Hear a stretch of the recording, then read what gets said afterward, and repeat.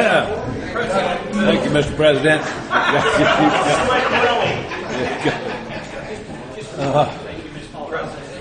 That was almost a 10-minute break. That's almost historic in AA. Normally you have to have a roundup if you have a 10-minute break, gathering up the herd.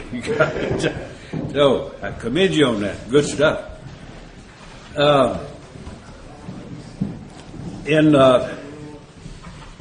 Skim a little on further on in this thing, but wrapping up on the part on step 10. It's one of the shortest writings, but it's got some of the heaviest stuff in it. I really like that.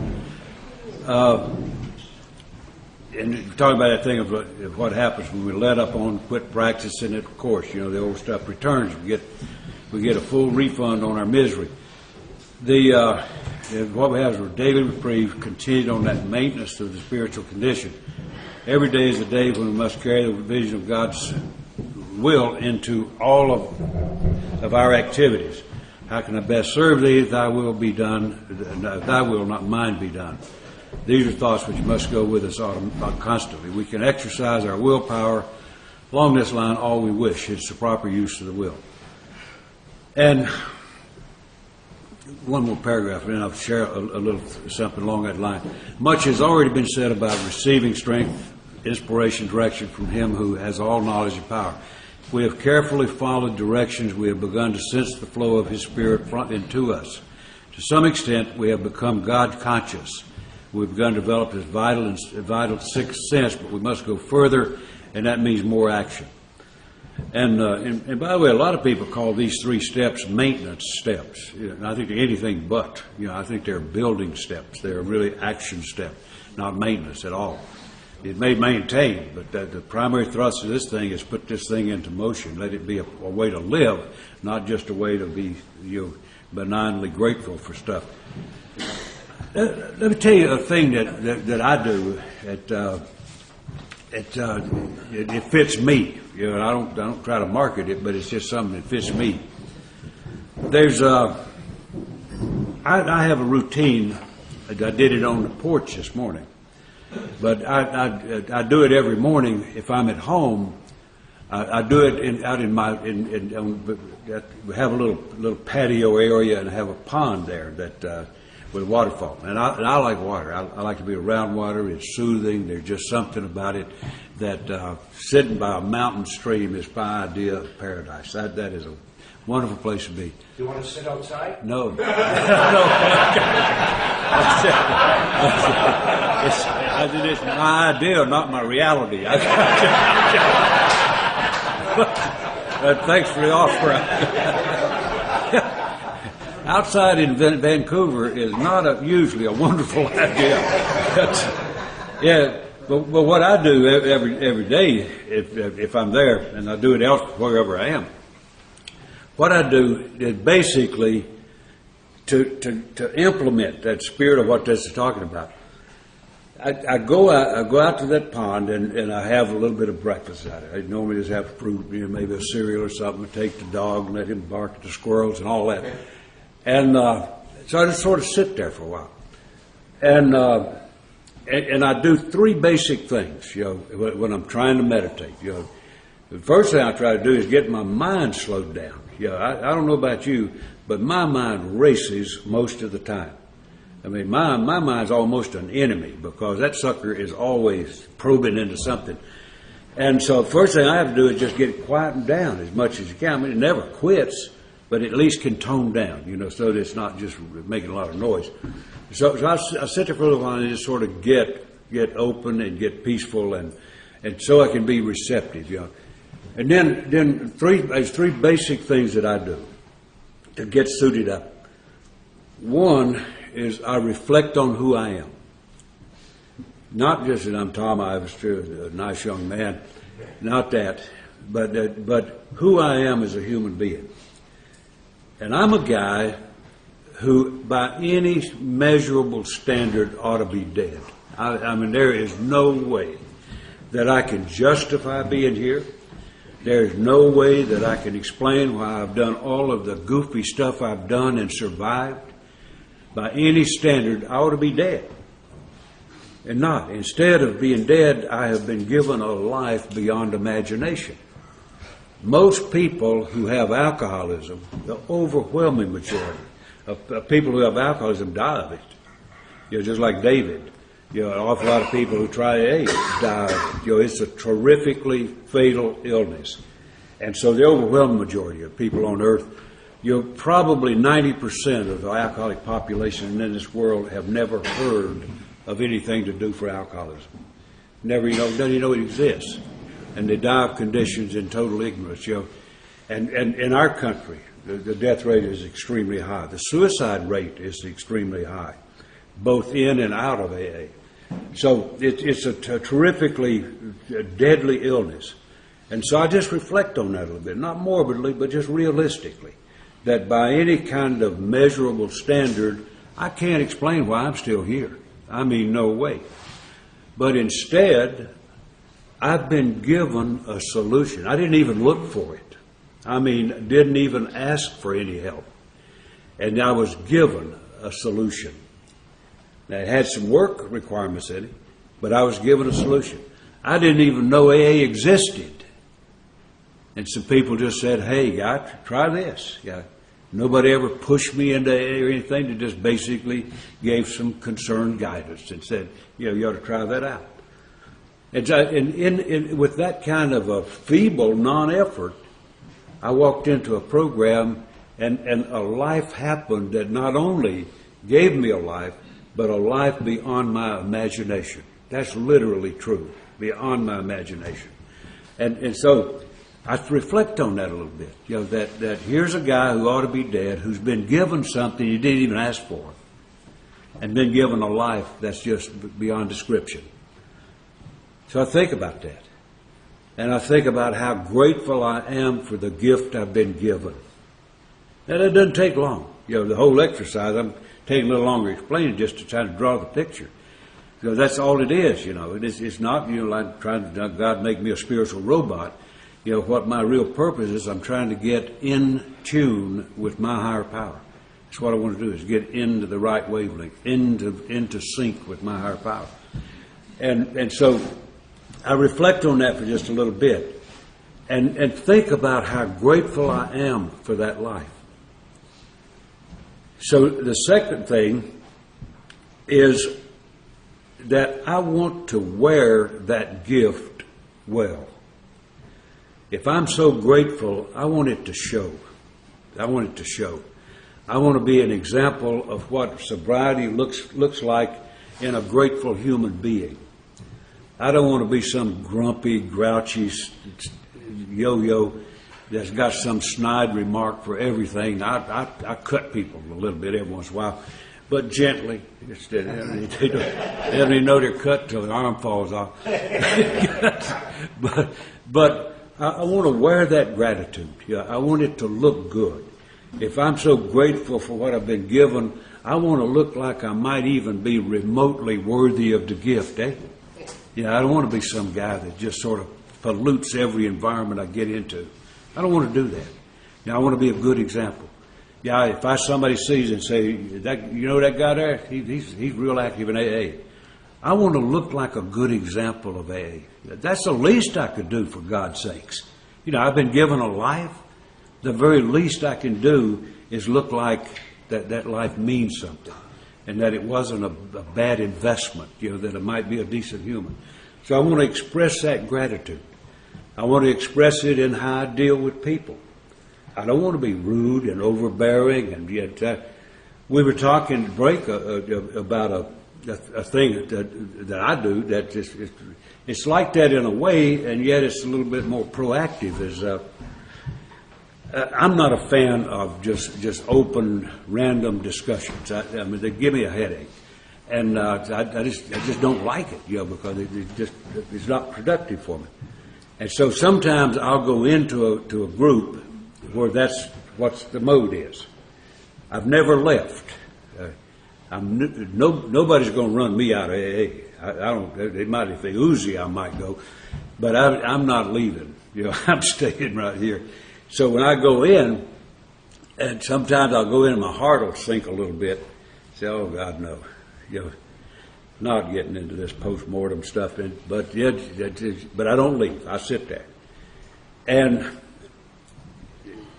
if they make the mistake of calling on me, or it's one of those round-the-table deals, if it's on one of those things of demonizing something, when it gets to me, I act like I'm deaf, dumb, and blind. Act like I haven't heard one word that's been said. And then I begin to share with what I want to share in a meeting of Alcoholics Anonymous. And it won't be me too. It'll be what I want to do. I'll give you an example. I had a 12-step call one day, and I didn't know what to do with this guy. A meathead drunk, a bad drunk. I took him in my office and guarded him all day and wouldn't let him go out unattended, and kept him. And I was in, the night in my hometown, I was in a different, where my office was, and I was going to take him to a meeting that night. And I knew a group that had what was called a beginner's meeting. Well, I said, what else you going to do with a guy that's 12-stepping? Of course I'm going to take him to that beginner's meeting. So we go in, huge meeting. They had broke up into 6 groups, and one of them was a beginner's meeting. I said, well, that's for me and him. Sat in the meeting, in the beginner's meeting, dumbfounded. Nobody ever said anything even rhymed with beginner. They started talking about somebody's canary fell out or something, and nothing. And I'm sitting here with a bandu drunk. I mean, a bad case. Good God. Well, I don't think about that. I've 12-stepped that dude 25 times. If I do it one more time, I'm going to choke him. And, but here's a bad case. So I'm sitting there thinking, for God's sake, come on, man, let's talk about sobriety. Let's talk about newcomers. Let's talk about one day at a time. Let's talk about the survival stuff, for God's sake, not refinement.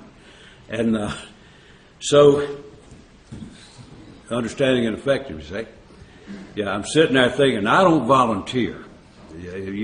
Say, let me speak. I don't do that.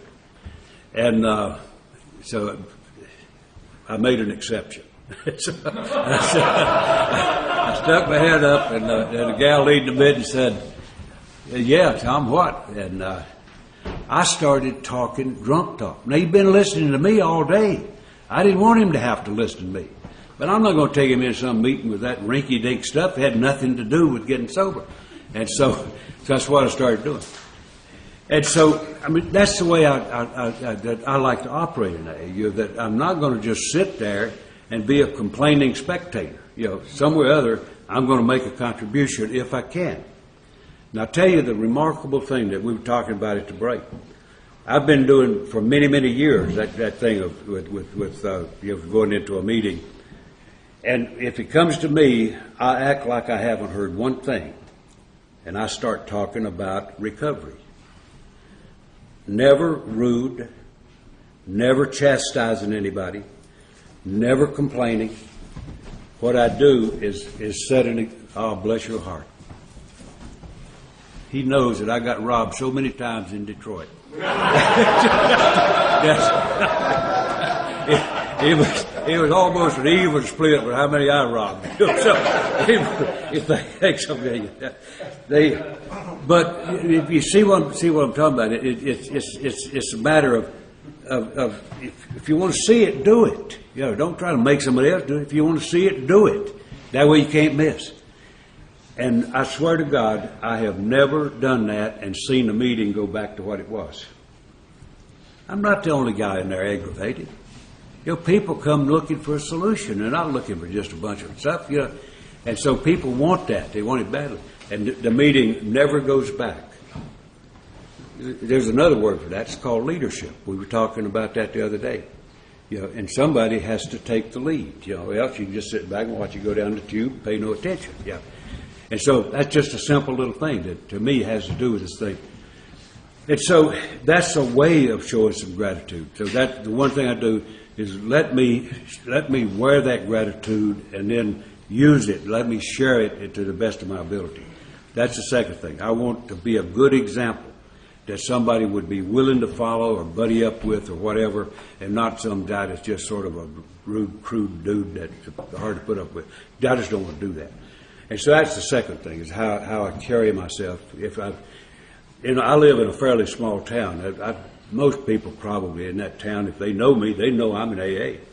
The guy was going, the tourist was going through one day and stopped at a coffee shop and said, I know a guy in this town. And whoever was waiting on him said, who is it? He said, his name's Tom Ivester. And the person at the counter said, yeah, I know him. And he said, where you reckon I can find him? He said, well, it's Monday night. Go over to the First Baptist Church. That's what happens in small town America. That probably wouldn't happen in Vancouver, but it sure happens there. And I'm glad it does. I've had them send them to my house. Yeah. Pulled into McDonald's the other day. I had to get an emergency cup of coffee. Went in there, dark, and I heard this voice in there, hi, Tom.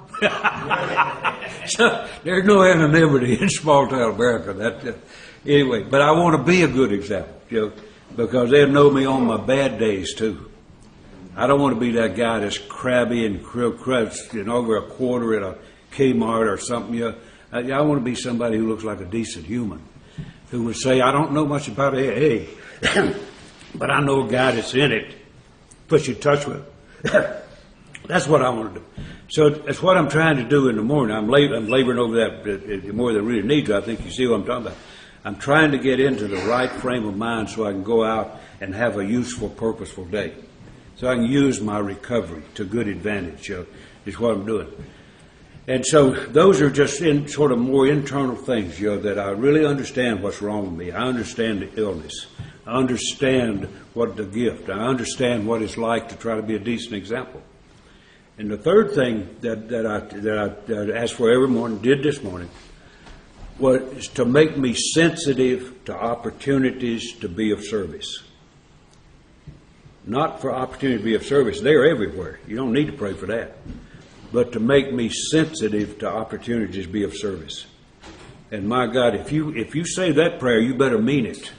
Because I'll guarantee you'll get flooded with more opportunities you know what to do with. And they're everywhere. I was walking one day in front of a little strip mall thing there, and there was a husky-looking woman with a little pickup truck. She had 2 barrels. You making that face again? She had 2 barrels, and they looked heavy.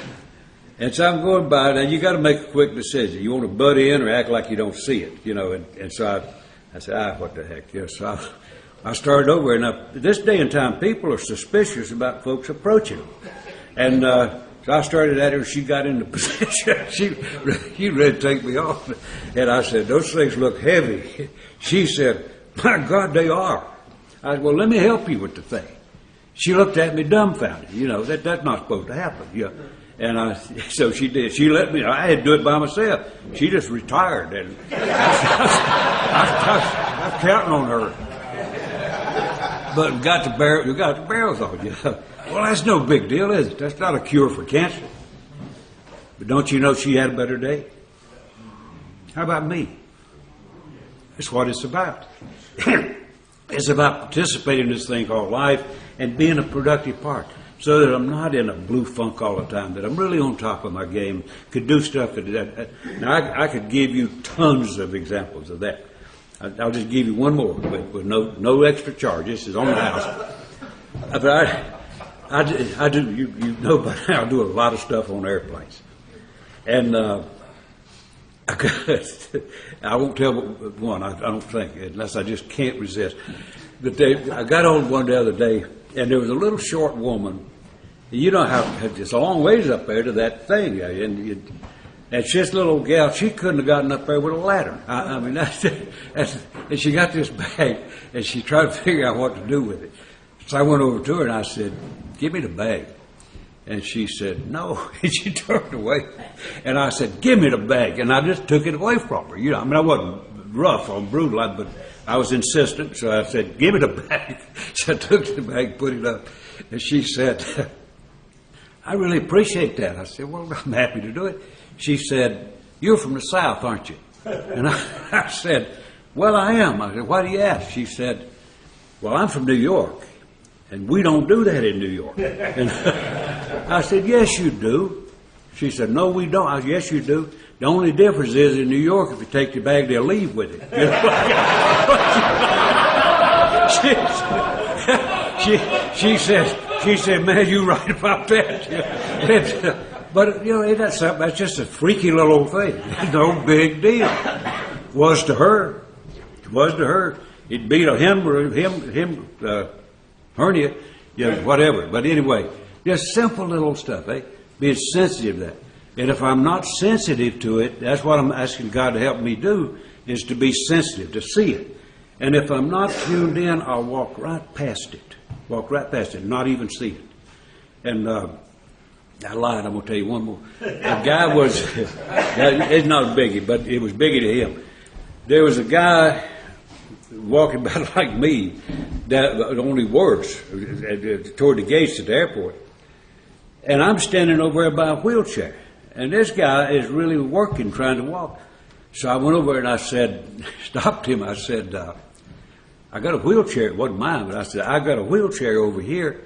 I'd be glad to roll you down to the gate if you like. He said, no, sir, I appreciate you doing that, but I'm trying, it's therapy for me. I want to do this walking because it's the only way I'm going to be able to walk. I said, good. But he appreciated me doing it, making the offer. So I do that because that's the kind of world I want to live in. I don't want to live in a world with pushing and shoving and being guarded and cautious about everything you do. And there's nothing naive. I mean, by God, if you live in Detroit and Chicago and those kind of places, you don't get naive. You know, I mean, you're aware of human nature and stuff like that. And so there's a difference between being stupid and being civil in appropriate settings. You know, that's what I want to do, and that's how I want to live my life. You know, so that I'm not only, but I'm of service. I don't have to wait till somebody calls me. You can be of service. God knows how many times a day. And so that's what I do with that thing. And so when I do my daily stuff and get my preparation, that's what I want to do, is that I'm not asking God to tell me when to turn left and stuff like that. I'm not a spiritual puppet. No, I want to get in tune with my higher power. And so that my life flows instead of just a whole bunch of herky-jerky stuff. Now, I put something else in there, so this doesn't count as a third one, but I'll tell you one more. That Peter heard me talk about that. It really meant something to me. I was in O'Hare in Chicago, one of the more grungy airports around, but it serves a purpose. So I'm in O'Hare, and I'm going down the concourse, trying to get to a plane, and all at once I realized I was grinning. You don't grin in airports. I mean, man, they'll put a net on you if you grin in airports. Everybody's mad in airports. They don't have to be mad about anything. They're just mad. And so going charging down that thing. And so I realized I'm grinning, and it embarrassed me. I thought, Jesus, man, what am I doing now? So I put on my game face. And and I got thinking about that. What on earth am I doing grinning in O'Hare Airport? And I thought about it. And what I thought about was a guy, I know you've never heard of him, but there was a guy named Michael Jordan that, about from North Carolina, by the way. And he just bought some property 5 miles from my house. My property values may go up just a little. Just a little. Go, Michael. But I thought about I was thinking about why on earth am I grinning in some situation. I'm on the way to Fargo, North Dakota, and it's February, and it is cold in Fargo, North Dakota, and I'm on the way there, and I'm thinking, for God's sake, you know, what's wrong with a guy doing this? And then I thought about why do it. Michael Jordan, and I'm sure you've seen it, he's been run 1 million times. He was in a game, and he was just having one of those blind days, you know, where he could not miss. I mean, he could shoot from mid-court blindfolded and hit it. And so he went down and made some unreal kind of a dunk or whatever. And he's trotting back up the course, and he goes past the opposing bench. He turns to him and gives it that excuse me, Tony, that Polish salute, you know. But, don't ask me, man. I don't know. I threw the ball, you know. And so he gave it that shrug. And later on, he described it as being in a zone because he could not miss. I mean, everything was working. And he called it a zone. And when he said that, that really identified why I was grinning that day. And it was those three basic things I was talking about. I was exactly who I'm supposed to be. No pretense, no sham, no trying to impress. I'm exactly who I am. I'm where I'm supposed to be. I'm on my way to Fargo, North Dakota. I told some people I would be there, and that's exactly where I was headed. You know, and I was doing exactly what I'm supposed to be doing. And that's what, for me, it produces that zone, where it's not just some sort of a thing of getting going and trying to find spirit and all that stuff. It's about being tuned in. And so my whole deal when I'm sitting out by that pond is I want to get in tune with my higher power. And then I focus on those three things. But what comes out of that is the engine, the energy to engage in life in that kind of a way so that it really becomes a life where we're happy, joyous, and free. And so I've had millions, not millions, but many thousands of experiences along that line. And to me, that's what this whole business is about. It's not about becoming a spiritual zombie. It's about becoming a useful servant. And good God, you know, the winner is me.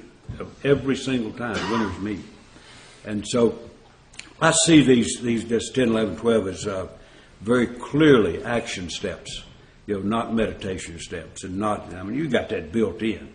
But it's not about studying my navel and going through all this kind of stuff. It's about getting suited up to engage in life and let the spiritual life be the way I live and not just some study I do. And so, anyway, that's what I do on a daily basis. And there's nothing super about that. It's just my way of living the spiritual life. It's my way of letting this become a way of life and not just some activity I engage in. You know, it's the way I live. It's the way I do, you know, wherever I am. So that it works for me off well. I said we wouldn't be interactive, but anybody any comment or anything you want to say or advise or whatever? Yeah, Tony. Would you be kind enough to explain to us what the Polish salute is?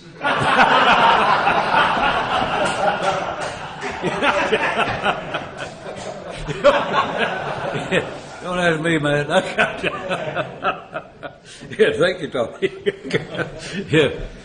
Yeah. I've been in some step studies where the leader facilitator has said Bill used the word prayer and meditation kind of interchangeably the way he describes the steps with using different words. I've been in some step studies where they say that you need to get a sheet of paper and write down the thoughts that come to you. And if they're selfish, dishonest, self-seeking, or frightened, they're not from God. I've been in some step studies where they say you do a quiet thing where you try to quieten the voices inside you. The other one says listen to the voices inside. Is it kind of an individual thing? It's, you know, the book says upon arising, when we retire at night. And that's good stuff. Did Bill Wilson use the word meditation in the 1940s the way we do today? Mm-hmm. Mm-hmm. Yeah, well, you know, we got a couple million members. We got a couple million ways of doing it. You know, we're free to do what fits us. You know, we don't have conformity or this kind of stuff. You know, it's a matter of finding what works in my life. You know, how does this work for me? And now I'm an activist type of guy. I'm not a dummy, but I'm not a deep thinker. I don't spend my time in analysis and all this stuff. What I want to do is get into action. Like when I don't do studies. I don't do studies. We do that weekly in my group. We do discussions, and that's what we do is basically go through the book in that particular group. When I take people through the book, it's action. It's action. Yeah, what we're trying to do is make that program, which is what our book is. This is the story of recovery. And what we want to do is make that book my book. We want to make that be my program of recovery. So that's what our objective is. And So I don't get into the nuances of this participle versus that noun and that kind of stuff. I like to get into the action mode. That's my approach to it. And so when I take people through the book, what we're looking for is members. We're looking for real strong members. And rather than just refining their vocabulary, we want them to be strong members when they come out. My home group, by the way, it was a product of a Big Book Workshop. And but the one I referred to a little earlier, where this gal came in and I didn't like, and went through and had 15 people, and they started bugging me about starting a group. And I was the founder of the group I was in, and so they've said they're going to start a group. I said, well, go ahead. You guys are ready. Just go for it. You can do it. They said, well, no, we want you to come with us. I can't desert the ship, man. I'm driving. And so they said, oh, come on. And so I thought about it, and my then home group was well established. It had found its niche. It was a real good group, and it served a real purpose of what we set out to do with that group. And I realized that it was not going to make any difference if I left. By then we were several years old, a good number of years old. And so I dropped a rumor. Didn't make it now. You don't announce something like that. I just dropped a rumor that I might be helping start a new group. If I didn't want to just look around one day, where's Tom? Yeah, well, he's left. He's deserted the ship. So I just started a rumor, and I didn't dispute it, and so we started a group. Now, I'll tell you, and that's what I'm talking about when I say to make it the way we live, not just the way we think, but the way we live. When we started that group, I told the guys, I said, I will join in and help start a group if you really want a group. If you want a meeting, count me out. But if you want a group where you're really purposeful in doing something and about carrying out the program, count me in. And they wanted a group. And they said, what we want is action. We don't want a lot of conversation. We want action. Because when you get through with a workshop, you're pumped. And a lot of times you're pumped and don't have an adequate vehicle.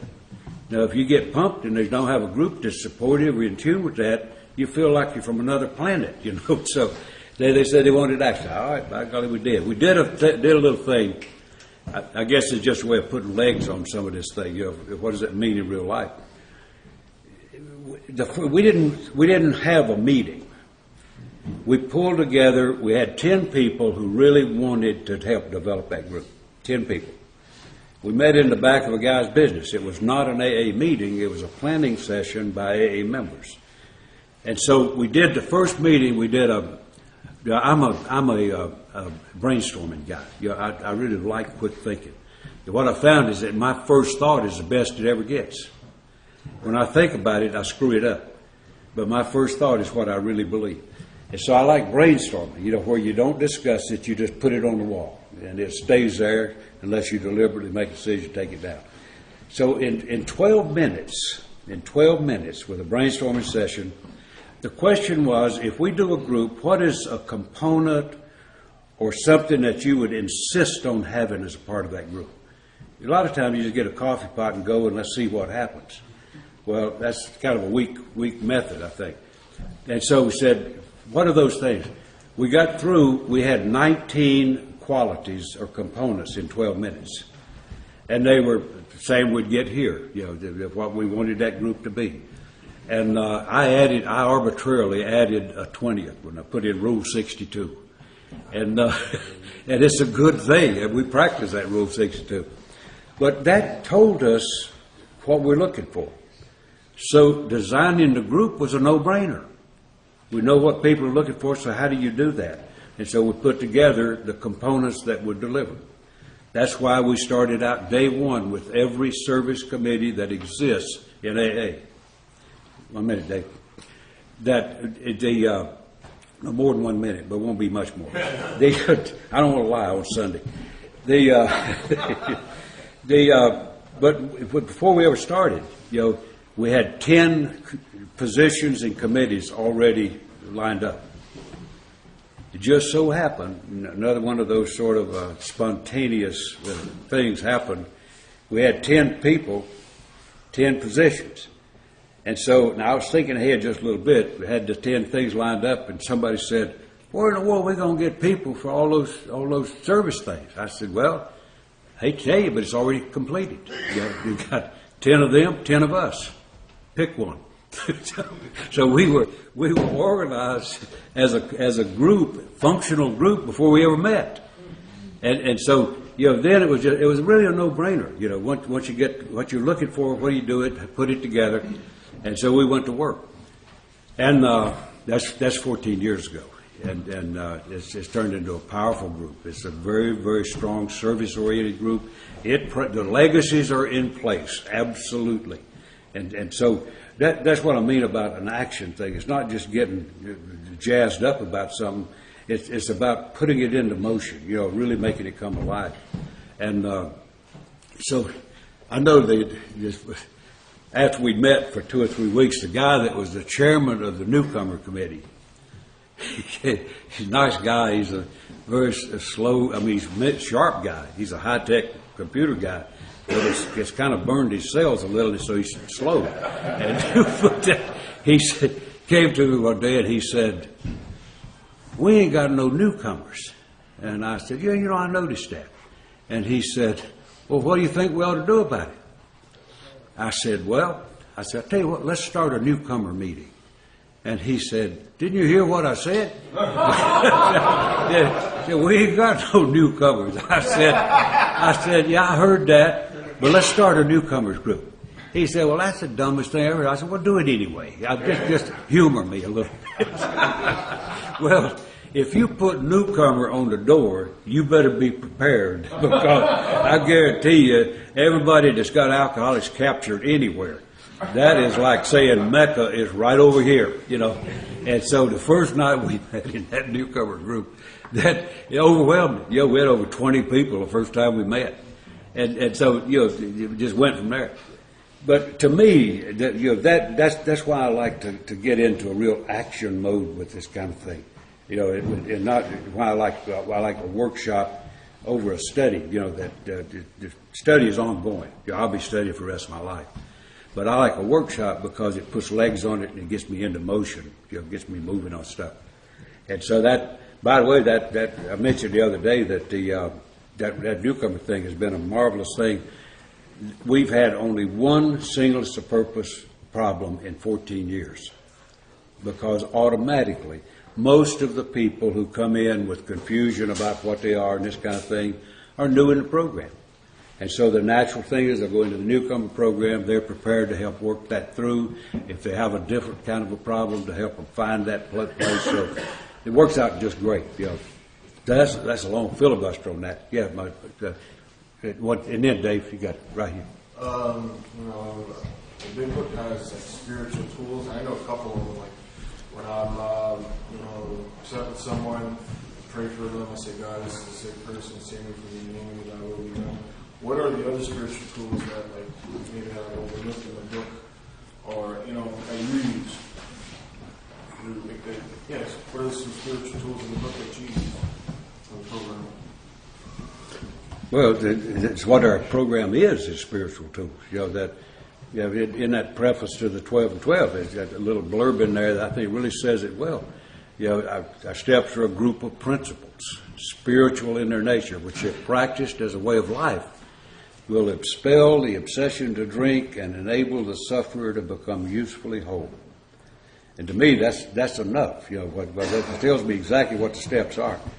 And we got tons of spiritual principles. But I like to keep focus on the steps, that if I practice those steps as a way of life, it will help me deal with all the vicissitudes of life, so I don't need to carry around a lot of those things. God knows we got enough slogans that we can cover the wall with them, and things that put it in succinct little deals. But I really like to use the steps. If I have a specific thing, just like we were talking about last night, that tradition is extremely useful to me in terms of how we deal with situations.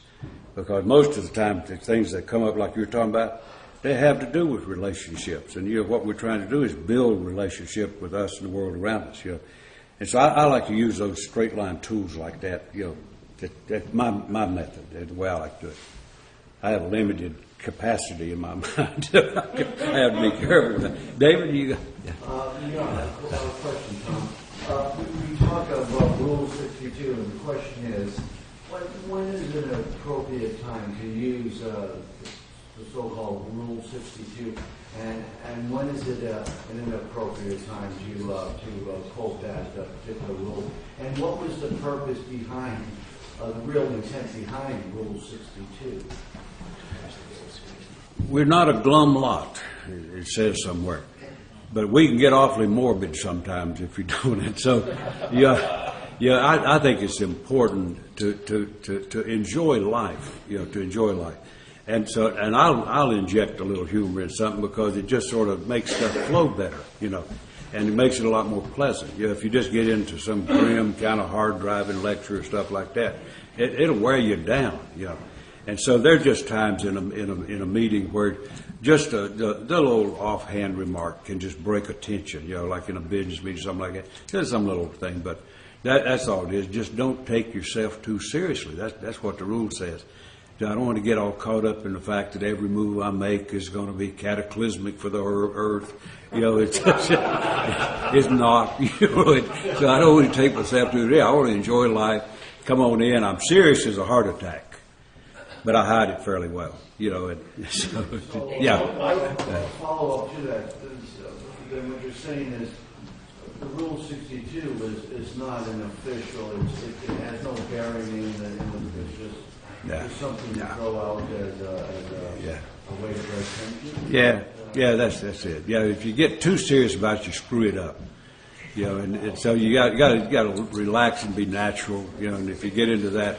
It's like somebody doing I talked to somebody one time who was a movie person, and they were telling me that, that what they have to do is let that script become part of them so that it's a natural kind of a thing and not just reporting what was said to them in a script or something.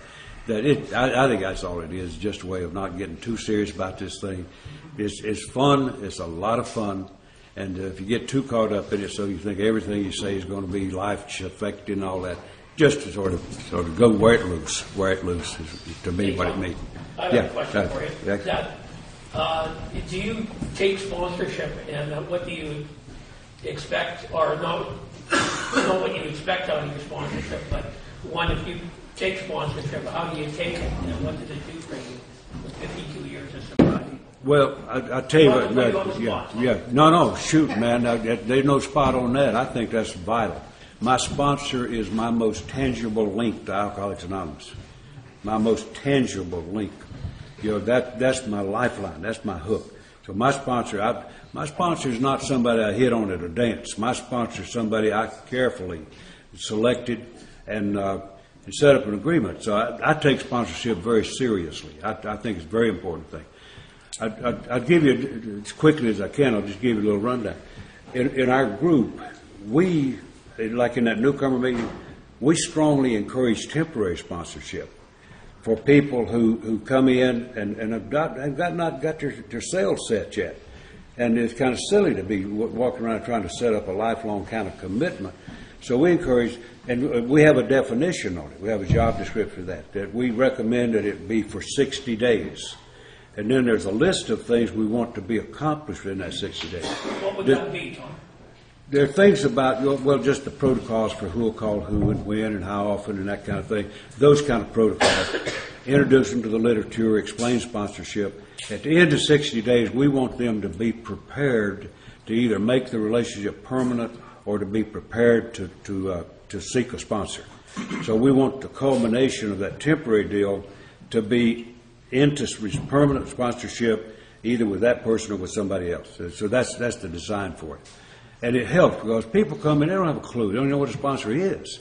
And so it's kind of silly to get people running around trying to find somebody, walk up to somebody in a meeting and, will you sponsor me? You don't even know them, And so we try to get that to be done on a more solid footing. And the thing that, I think I take sponsorship very seriously. Yeah, I figured you did. Yeah, and when I've got a sponsor or I'm sponsoring somebody, I'm not just sponsoring their drinking. My job as a sponsor is to help them achieve their max. And it may not be like me. We don't clone members here. What we do is try to help people achieve their max. And their trail may go differently than mine. Mine's not to mandate them into mine or to get them to conform. You can tell that by Pete.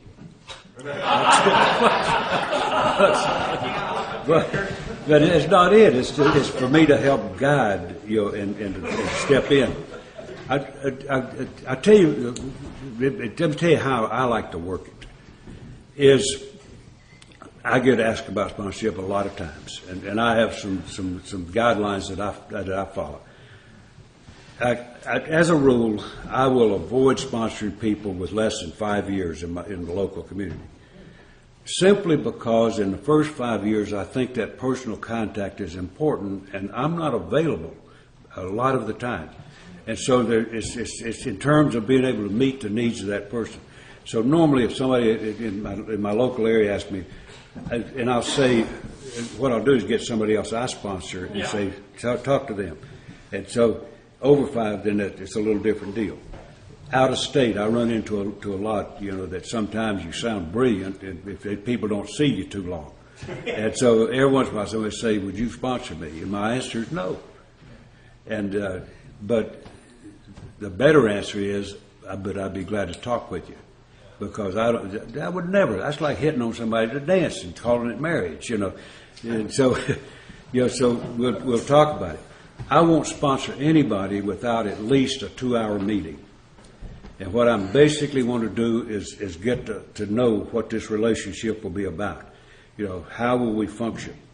And Can I ask you a question about that? Yeah. That when you're going to say how it's going to function, that a lot of times that if somebody would ask me to sponsor them, that depending that they can't stay sober, it's a little bit different for me because I'll try to have a little bit more hands-on. But a lot of times I'll ask the person that, well, okay, as your sponsor, what do you want me to do? How do you want me to sponsor you? Well, I use a more negotiating style. Okay. What I'll do is I'll meet with folks, and let me give you a live case example. I'll give you two. Let me give you one sort of short term, and then how I did it personally. I had a guy a while back that asked me about sponsorship, and I knew him. He was a local guy, a nice young businessman, and I'd known him. He wasn't a great member. I mean, I knew he wasn't the founder. He was one of those guys sort of flits around, And she asked me about it, and I said, well, we'll talk. And so we went to lunch or something one day. And so we started to talk about it, and so kind of established who he was. He was 13 years sober, and he had a sponsor, but he wanted to make a change. So I was aware of his stuff, and I had him run down what his activities were now. And he said, would you like to know who my sponsor is now? And I said, well, I don't particularly care, but if you want to tell me, it'd be fine. He told me his sponsor was a non-alcoholic counselor at a treatment center. Well, I didn't say anything for a minute because I didn't want to be ugly. And but when the smoke quit coming out of my ears, I said, may I make a suggestion to you? And he said, yeah, what? I said, may I suggest you've never had a sponsor? What you had was the world's longest aftercare plan. And now you think about that. This guy's umbilical is still tied to the treatment center.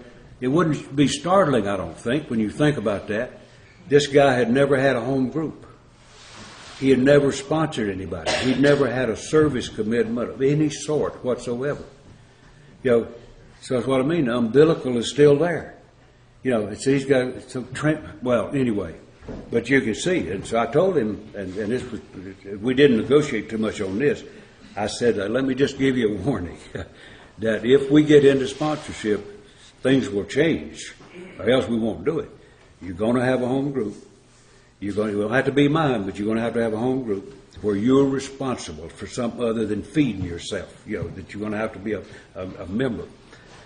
You're going to have some service commitments. You're going to have to sponsor people. Just the typical stuff this is a 13-year member, for God's sakes, who's never done any of that. And so we reached a kind of a hard line kind of a deal. And so I said, you think that over because don't just go jumping into that thing if you're not willing to make this kind of stuff. And so sometimes it's like that, and so he said, I want to go through with it. It's about like saying, yeah, let's have brain surgery. He was not thrilled at the prospect. But, just a few months he was GSR for the group, and after that he was DCM, and he's an excellent member of Alcoholics Anonymous. Yeah. So sometimes, depending on who it is, but I would not consider sponsoring somebody just with some spontaneous thing. Will you sponsor me? Yeah. That's a cheap shot, and you're talking about somebody to be engaged in your life. And so I want to be really thoughtful about that and to try to understand where this person is, not with what my mandates are. Yeah. But I want to help him become a member and see what he does. Let me finish this. And then Bill wants to know what time it is. He said his watch stopped. And let me finish this up, and then we'll take that obligatory break before we have a riot. Let me mention one other aspect of sponsorship that mine. Like I've had five sponsors since I've been in AA. I have never dismissed a sponsor or fired. I think that's the most bizarre term for how you stop a spiritual relationship. Be fire, for God's sakes. That's all it is, a spiritual connection. And so I've never done that. I've had five sponsors, and they've either died, well, they've all died that I've lost, and an interesting dilemma happened. There's some in here who are a little long of tooth that would understand this.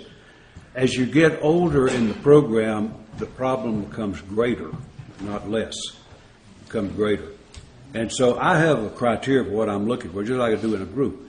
What would the problem be, Tom? What problem would be becoming greater that you kind of lost? Finding one. Oh, a sponsor? Yeah. Okay, great. I'm the oldest active man in my state. Yeah, no kidding. So, I'm not going to find him there. I want somebody senior to me. I want somebody who's involved in all the legacies. I want somebody who is an active member. I want somebody who exemplifies what I'd like to be as a member. So I've got a criteria of what I'm looking for. I'm not just looking for a pretty face. I'm looking for somebody that's the real deal. And as you get older, that becomes more and more difficult to find. And so what I do is I know what I'm looking for, and I know a lot of people. And so I'll just start drawing an increasing circle. And I'd love to have it in my town. It's not there. I'd love to have it in my state. It's not there. My region is not there. And the last time, which is 25 years ago, I widened that circle and I hit pay dirt in Prince Albert, Saskatchewan. And the guy there a great guy, he's the guy that introduced me to my wife. So I figured there was some poetic justice.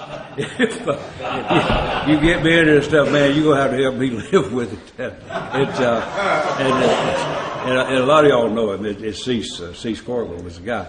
Because he really was what I looked for. So I called him and said we were going to be in Midland, Texas together. And I said, can I get a couple hours with you while we're down there? And so we sat down. We did exactly what I did with that young fellow I was talking about, where we went over and we made a deal about how we would communicate. Because we're 3,000 miles apart. How are we going to communicate? How will we be in touch and this kind of thing? And so I've had him for 25 years. And said, I don't have any plans of getting rid of him. He's incapacitated quite a bit right now, but I'm not going to leave that. That guy's he's my spiritual giant. He's my sponsor. But that's what I mean by getting more difficult, because when you've got a criteria, it's hard to find. It's really hard to find. And so, but I really, the point I think of my whole deal with this thing is that so many times we handle that thing like a cheap shot, just say, would you sponsor me? Let's try it out. Well, good God, that's you're talking about somebody. If you're talking about a real sponsor, you're talking about somebody being involved in your life. I'm not going to let just anybody into my life to stomp around. It's going to have to be somebody that I respect and admire, and so I put a lot of thought into that, and then agree about how we'll. I just dropped a guy, a young physician. He's a nice man, but the guy was late all the time. We would set an appointment, and he'd be late. And one time missed altogether. Well, I mean, God knows that's not just rude. It's unacceptable, you know. So I told him, I said, not exactly the way we do this thing. If somebody got an appointment at your office, you don't react well if they don't show. He said, no. I said, I don't either. And so I told him, I said, if you ever do that again, don't bother coming because we'll be done. And that's what, if you got a problem, you call me and we'll work it out. But you know, I think there's got to be guidelines like that and some stuff, and to be serious about it, and not just some frivolous kind of catch as catch can thing. Yeah. To be the sponsor or sponsor. That's right. Exactly right. Because sometimes that'll happen that, you know, that I would know quite a few people and they always clown around and stuff like that. Sure. Guys come up, and even believe it or not, sometimes females, they say, well, you're my sponsor. And I said, well, thanks for informing me. I never knew that. Yeah. Yeah. Oh, I believe that. I get hit on a lot. Yeah. Well, Bill, we'll just finish up a couple more here, and then we'll break, and then Just on that with members helping out guys, so we've had that agreement, and you've sat down and you've made those terms, and then that member is no longer able at that time to be making his end up of the deal. He's not making the calls. He's not showing up on time. He's not informing. He's not communicating with the group. You know, he's no longer being helpful to his sponsees. What do you do, and what sort of tack do you take? You know, because I don't believe maybe we're doing a service to that individual anymore by being a sponsor and not being helpful, perhaps. depends on whether I sponsor him or not. Let's suggest that you do Yeah, if sponsor. it's somebody that I sponsor, we'd be going to trip to the woodshed. That'd be, but that's if I sponsor him. I'm not going to horn in to somebody else. But I think it's really irresponsible, and you're playing with somebody's recovery.